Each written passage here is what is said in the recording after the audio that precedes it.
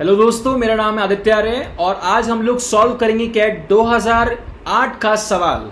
आपके सामने है what are the last two digit of the 7 to the power 2008। 7 की पावर 2008 को जब मैं एक्सपेंड करके एक नंबर लिखूंगा तो उसकी लास्ट की 2 डिजिट क्या होंगी, ये आपके सामने क्वेश्चन है। समझ में आया? जैसे कि अगर मैं आपसे पूछता हूं 139, एक नंबर लिया रैंडमली 139 एक नंबर लिया, मैंने आपसे पूछा कि इस नंबर की लास्ट की 2 डिजिट क्या है, आपका आंसर क्या होगा? 39। लेकिन साथों साथ मैं आपको एक चीज बोलूंगा कि अगर इस नंबर को मैं 100 से डिवाइड करता हूं तो रिमाइंडर कितना आएगा? वो भी 39 होगा। बात समझ में आई?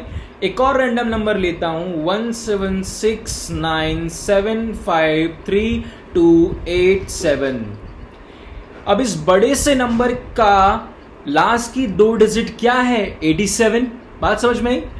लेकिन अगर मैं इस नंबर को 100 से डिवाइड करूं तो जो रिमाइंडर आएगा वो भी 87 होगा। आई थिंक आपको समझ में आ गया होगा कि क्या अप्रोच हम लोग पिक करने वाले हैं। अब हम इस सवाल के ऊपर आते हैं, यानी कि अगर मुझे 7 टू द पावर 2008 का लास्ट की 2 डिजिट निकालनी है तो मैं क्या करूंगा? इसको मैं 100 से डिवाइड करूंगा और इसका रिमाइंडर कैलकुलेट कर लूंगा। बात समझे? पहला स्टेप ये। अब दूसरी बात, अब सॉल्व करने के लिए या तो मैं कॉन्सेप्ट ऑफ इंडिविजुअलिटी लगाऊंगा, ये मैंने नाम दिया है, या फिर जो आपने पढ़ा होगा रिमाइंडर थ्योरम। देखो, कॉन्सेप्ट ऑफ इंडिविजुअलिटी आप हर जगह लगा सकते हो और रिमाइंडर थ्योरम पर्टिकुलर रिमाइंडर के लिए होता है। ठीक है, तो हम रिमाइंडर थ्योरम की बात करते हैं। अब रिमाइंडर निकालने के लिए रिमाइंडर थ्योरम क्या बोलता है कि न्यूमरेटर के अंदर जो आपका डिविडेंड है उस डिविडेंड को एक छोटे पार्ट में डिवाइड करना है, छोटे छोटे पार्ट में लिखना है और ऐसे लिखना है कि अगर उसको मैं डिवाइड करता हूं डिवाइजर से तो मेरा रिमाइंडर 1 आना चाहिए। बात समझ में आई? तो आप 7 की पावर में एक ऐसा नंबर सोचो कि जिसको मैं अगर 100 से डिवाइड करूंगा तो रिमाइंडर मेरा 1 आ जाना चाहिए। ठीक है, ये मेरा एक थॉट प्रोसेस है। अब देखो, अगर मुझे नंबर जज करना है तो बेसिकली मुझे हिडन ट्रायल से जाना पड़ेगा। तो और डेफिनेटली अगर क्वेश्चन की डिमांड है हिडन ट्रायल तो मेरा हिडन ट्रायल बहुत आसपास होना चाहिए, इसलिए मैं हिडन ट्रायल से नहीं डरूंगा। अब आप बताइए 7 की पावर 1 को 100 से डिवाइड किया, रिमाइंडर कितना आएगा ये आप कैलकुलेट करना। 7 की पावर 2 होता है 49 डिवाइड बाई 100, रिमाइंडर कितना आएगा आपको पता है। 7 टू द पावर 3 होता है 343 डिवाइड करोगे रिमाइंडर कितना आएगा ये आपको पता है। और इसी के बाद 7 टू द पावर 4 ये आपका होता है 2401।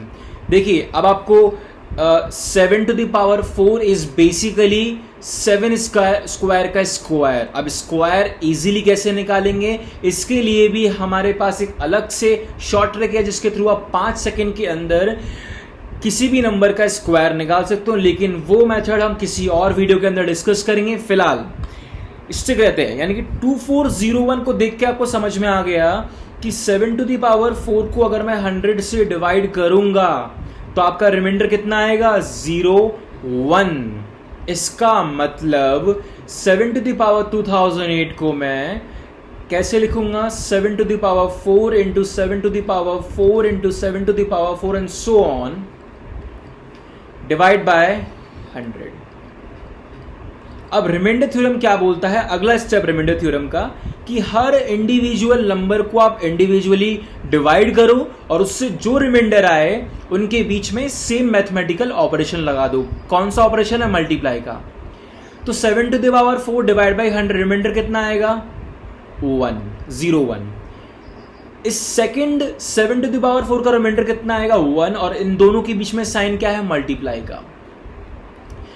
1 इंटू 1 इंटू 1 इंटू 1 इंटू 1।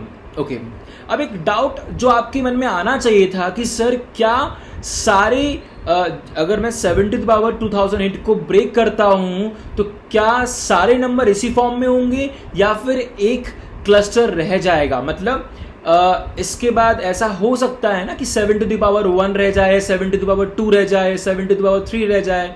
हाँ, तो इस केस में नहीं होगा। क्यों? क्योंकि 2008 4 से डिविजिबल है। अगर 2008 4 से डिविजिबल है, इसका मतलब 4 के पूरे पूरे क्लस्टर्स बनेंगे। बात समझ में आई? ठीक है, तो आपका आंसर क्या होगा? 1। This is the reminder. अच्छा, ये इसको आप ऐसे भी लिख सकते हो, ये रिमाइंडर है, रिमाइंडर 1 हो चाहे 0 1 हो, बात एक ही है। तो लास्ट की 2 डिजिट क्या हुई? 0 1। अगर कोई भी कॉन्सेप्ट आपको नहीं समझ में आए, comment down in the comment section. Till then goodbye, take care. Okay, और इसके बाद अगर वीडियो पसंद आए तो आपको पता है क्या करना है, आंख की तरह फैला दो।